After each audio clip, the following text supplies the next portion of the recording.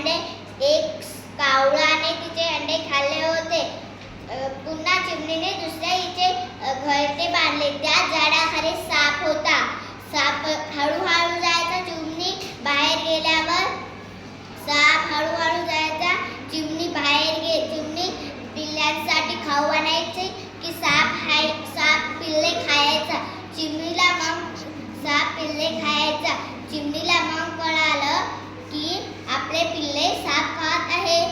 पुन्हा चिमणीने आपले पिल्ले साप खात आहे. चिमणीने काय केलं?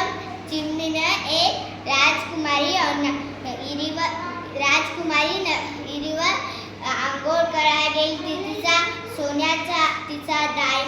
तिचा हिऱ्याचा हार त्या चिमणीला दिसला.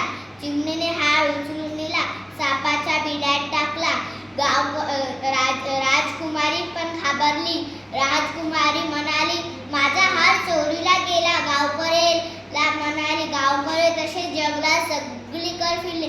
त्यांना काही हार सापडला नाही. पुन्हा एका गावकऱ्याच्या लक्षात सापाच्या बिळाकडे गेलं.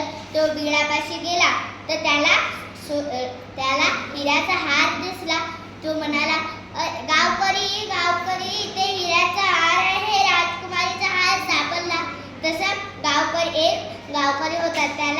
त्याला कसं कळा आपण हार घातला तर आपल्याला साप दिसते असे त्याने विचार केला. पुन्हा त्यांच्या मनात एक विचार आला, आपण या सापाला मारूया, मग राजकुमारीचा हार काढूया.